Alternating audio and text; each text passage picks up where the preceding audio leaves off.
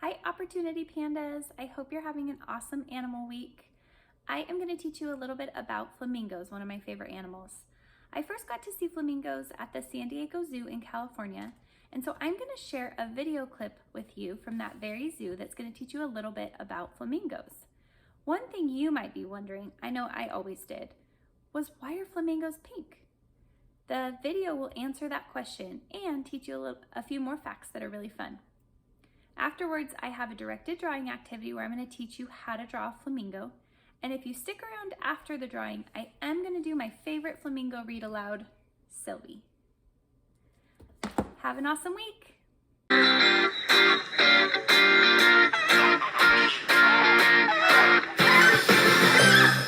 Everyone knows what a flamingo looks like, but did you know that the way they eat makes them different from all other birds? Flamingos live in lagoons or large shallow lakes. What kind of food do you think they can find there? A Caribbean flamingo's long legs allow the bird to wade deeper into water than most other wading birds can. They're looking for yummy insects, small fish, blue-green algae, red algae, and brine shrimp. Most of this food is found at the bottom of the lagoon, so the flamingo stamps its webbed feet in the mud to stir it all up. A flamingo also sweeps its head from side to side, skimming the water's surface with its very special mouth called a bill. The bird sucks up water and mud in the front of its bill and pumps it out again at the side where the filters are, trapping shrimp, algae, and other small water creatures for the flamingo to eat. Basically, flamingos eat their food upside down. How cool is that? Have you heard the expression, "you are what you eat"? Well, the flamingo's bright color comes from the food it eats. Some foods have colors called pigments that are passed on to the animal that eats them. Some of the foods that flamingos eat, such as algae and small crustaceans, have orange and red carotenoid pigments. These are the pigments that turn the flamingo's feathers pinkish orange. We eat carotenoids too, whenever we munch on carrots and beets, but not enough to turn us pinkish orange. Here at the San Diego Zoo, we feed a special pellet diet that is made for zoo flamingos. This diet has all the nutrients the bird needs, as well as a pigment that helps keep them in the pink. When a flamingo chick hatches, it's white and fluffy. Mom and Dad take turns feeding their chick. When a chick is hungry, it begs for food using special vocalizations. This stimulates the parent's body to make a special milk called crop milk. The crop milk is very nutritious, and it's even red. Eventually, the chick's feathers turn pinkish orange just like its parents, thanks to the carotenoids in the crop milk. I hope all this talk about food has made you hungry to learn more about flamingos. All right, friends, today we are going to practice drawing a flamingo. Something that you're going to need is a piece of paper, and if I were you, I would use a pencil. I'm going to use a marker just so that you can see my drawings a little bit easier, but if I were you, I would start with a pencil. Sketch out your picture. That way you can erase if you don't like how it's going, and then trace over it or color over it after you're done. So we are going to practice making a flamingo, but we are going to use the numbers 2 and 4. So I'm going to put a 2 at the top of my paper and a 4 at the top of my paper. You might see 4s made a little bit differently, but this is one way we can make a 4, and it's going to help us with our flamingo. Now remember that flamingos have long legs, so we want to leave a good amount of space at the bottom of our paper for our flamingo's legs. So to start with, we're going to go way up to the top of our paper, and we're going to make a 2. So we're going to make what looks like a 2, but we're going to make our 2 kind of have a tail that goes up at the end on the bottom of our 2. That's going to be the flamingo's tail and part of their body. So practice drawing your 2 with kind of a fancy bottom that goes up at the end. Now remember, if at any time you feel like I'm going too fast, you can pause the video, catch up, and then restart the video. The next thing we're going to do is make our flamingo's face. So we're going to start where we started our 2, and we're going to kind of just make a round face that stops pretty close here to the rest of our 2. This is going to be the flamingo's neck. So once you have the face done, we're going to bring the flamingo's neck all the way down and back around to the other end of our tube. So now we've got a face, a neck, and the flamingo's body. You can make your wings however you'd like to, but I'm gonna kind of make my wings here and then add in some feathers here.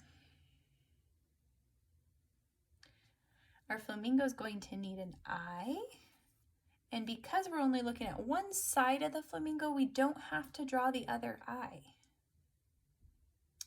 And as you learned in the video, flamingos have a curved bill, beak, and that's going to come around and back up, just like that. Now the last thing we're going to do is we're going to use that number 4 up here to make our flamingo's legs. So we're going to bring one line down to make our 4. Now remember, flamingos often stand on one leg. So then we're going to come back up and we're going to make our 4 and cross back over. And now we've got our flamingo standing on one leg with its other leg bent, kind of at its knee area is what we would probably think about that way. And then we just add some little feet. And we are done.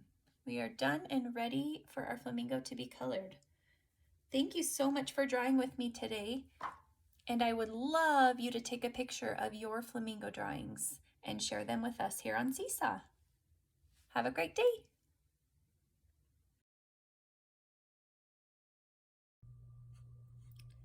This book is called Sylvie, written and illustrated by Jennifer Sattler.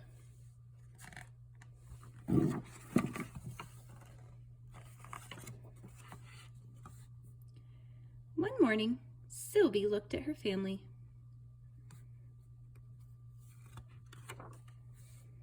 Then she looked around at everything else.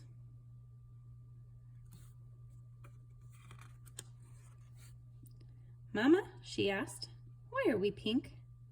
"Well, dear, we're pink because the little shrimp we eat are pink," said Mama. That gave Sylvie an idea. She tried nibbling on some palm leaves. Sure enough, she started to turn green. Next, she spotted some delicious-looking grapes. The grapes turned Sylvie positively purple. But Sylvie didn't stop there. She thought she'd look yummy in chocolate. She was right. "What a beautiful sky," said Sylvie. "It's the perfect shade of blue." Sylvie just happened to be flying by a kite and became Scarlet Sylvie with just one bite. What fun she was having! She wondered what stripes might taste like. Rather stripy. Why wear flowers on just your head when you can be a whole bouquet? Sylvie had to tiptoe across the sand for a taste of swimsuit. It was worth it to be Paisley. But after stuffing her tummy all day, Sylvie didn't feel so well.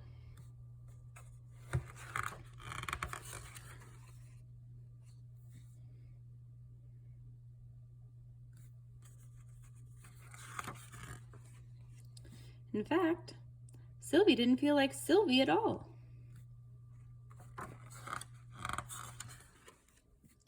She looked at herself, then she looked at her family. Sylvie decided to go back to eating little pink shrimp with a little dessert.